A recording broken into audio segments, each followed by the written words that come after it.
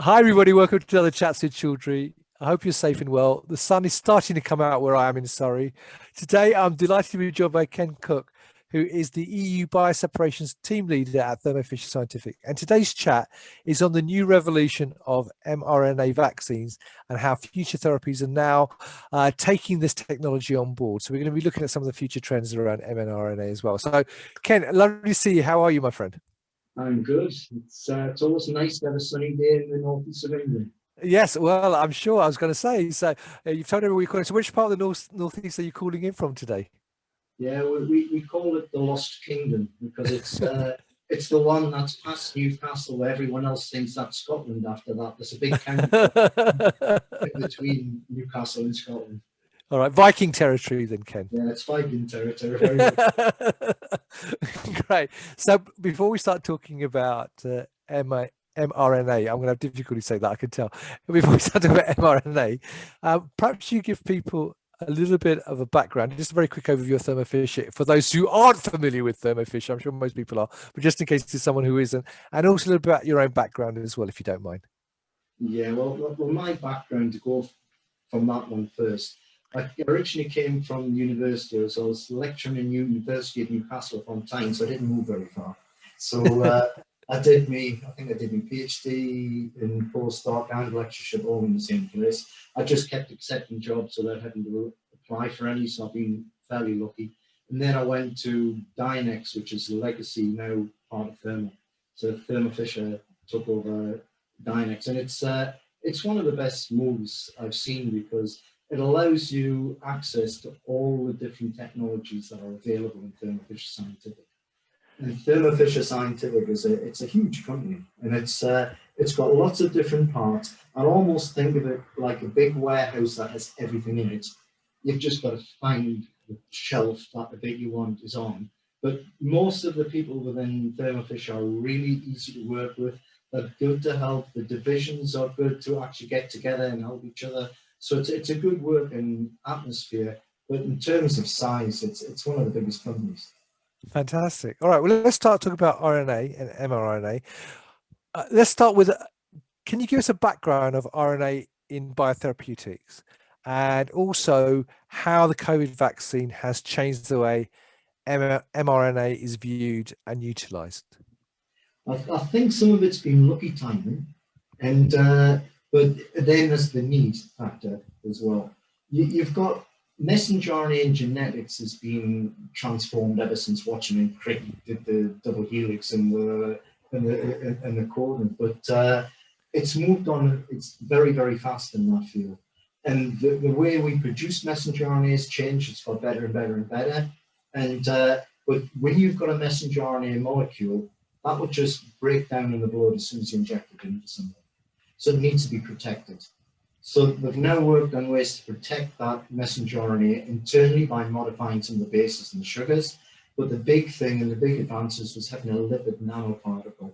And that's just like a little micelle, or it mimics a small cell, and it's just lipids that surround the messenger RNA so nothing can get at it. And then once those lipids reach a cell, they can actually blend with the cell membrane and release the messenger RNA inside the cell. Now, all of those were techniques which were available, but none of them were perfected. And the fact that there's been such a need for a vaccine in the COVID pandemic, this has accelerated the research.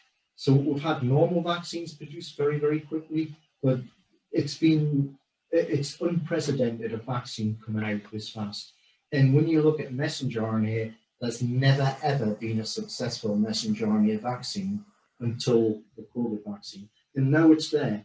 It's not going to go away because it's much easier to produce, it's faster to produce, and it's easy to scale it up. So you'll find these messenger RNA vaccines becoming available for all sorts of vaccinations, all sorts of products. And so it's definitely a big thing that's going to stay there. But it's been a combination of the need and then the right technology being available at the right time. Right, okay. So what are the complexities, challenges of analyzing mRNA? Everyone knows about the monoclonal antibody therapeutics, where it's big developments in cancer research. They can target a cell, they can target a tumor cell and take one out. So, but these monoclonal antibodies are well characterized. The technology's been there for quite a while, so it can really tear that molecule apart and find out what it is. With messenger RNA, it's much newer. So because it's never existed before really as a therapeutic, the analytical techniques are dragging a little bit behind, but we're getting there. So, and the sequencing is a part of it. The sequencing of messenger RNA has never been done before. And it's available now purely because a lot of things come along again at the right time and they're being the need. The software was never available before. Now the software writers have gone to town and they've written a good software we need. Because to get the data analysis out from an analysis is one thing, but if you've got this beautiful data and you can't do anything with it, it's pointless until the software is there. So we've got the software there, even to break these molecules down and get the fragments we need to sequence. That wasn't there before either. And these products have come up, but basically the need's been there, the technology's been used, and the products are now available. Right. Okay. So I know you touched on it a little bit, but why are lipid nanoparticles needed, and how can they be analysed? It's a funny one because lipid nanoparticles, you can imagine somebody just putting soap together and you get the little bubbles. You can also imagine there's something inside the little bubble, but the lipid nanoparticle is much more stable. It's a lipid bilayer exactly the same as what you've got in your cells, but it's just a lot smaller. So to produce that, you need the right lipids. If you've got the wrong lipids, it could just break apart. If you've got it too floppy, it's not going to work well either. So you want a nice stable structure, and then once you've got the stable structure, there's little point in having a lipid nanoparticle here and your messenger RNA there. You've got to have a way to get that little beastie inside the lipid nanoparticle, and then keep that particle stable inside the bloodstream until it gets that messenger RNA to where it needs to be. So I think all these advances have been there. How to create extra lipids. These lipids are created all the way around Europe in different factories. So you've got pegylated lipids, which keep the form more stable and keep it around for longer. Pegylation is something to do, it's a long chain, but it basically protects what's on there and stops it from clearing from the bloodstream. Because again, if you put something in your arm, and your body's very good at getting rid of things that shouldn't be there, you don't want it suddenly disappearing before it's actually had a chance to do its work. Right. Okay. So the lipid nanoparticles are very important. All right. So let's talk about Mass Spec. How can you use Mass Spec in RNA and oligonucleotide analysis? Well, first one's the sequencing, because you've got this 4,000 base sequence, and every third base, you get 1, 2, 3, and that produces one. But that sequence is really important, because if the sequence is wrong, the wrong amino acid goes into the protein, and you've got the wrong protein. Now so what we've designed here is that the old-fashioned way of producing a vaccine is just to make the protein, which is hard. And then you inject the protein with nitrogen and helps build up an immune response. Here we're actually hijacking the cell's own systems. We're putting a messenger RNA in there that codes for a protein, that goes into the cell. So instead of a biopharmaceutical company making the protein, they make the RNA, and then you make the protein, then export that out in the bloodstream, and that's where your antigenic response comes from. So it's very specific, and it's a good way of doing it. It's relative, and it's safe because of that. Right. But are there any challenges though when you're using Mass Spec in this sort of analysis? Well, first of all, they're big, and they're so big they're difficult to analyze. So the Mass Spec can analyze these things at the full-length product, but there's little you can do with the information because it's too complicated, it's too big. So we've got to fragment these down, and the Mass Spec then builds up these fragments into a picture to say, yes, and builds it back into the full-length product. So Mass Spec can measure the fragments, then Mass Spec can also measure the constituents of the lipid nanoparticle. We can also look at a messenger RNA is not just a messenger RNA. It's got a little capping structure on one end and a poly-A tail on the other end, and they're required to actually hijack the ribosomes and get them to produce the proteins. So again, you need an assay to say, have you got a poly-A tail and how long is it? And is the right cap gone on? Otherwise, that messenger RNA would never get transcribed, it would never get used. And again, Mass Spec can actually see these, analyze them, and say, yes, they're there, they're present, but it's good. Right. Okay. So I know we haven't got much more time. So where can people get more information? I'd say go to the Thermo Fisher work pages and the websites.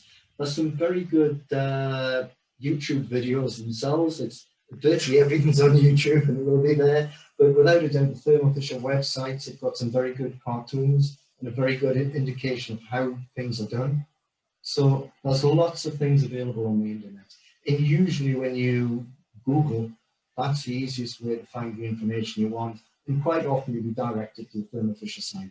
If you want to produce messenger RNA, you'll usually come up with the Thermo Fisher site. If you want to analyze it now, hopefully you'll go on to the Thermo Fisher site. Right. And you've got a webinar coming up as well, haven't you, on this? Yes, there's a webinar with this new technique for LCMS, and that's coming up tomorrow afternoon.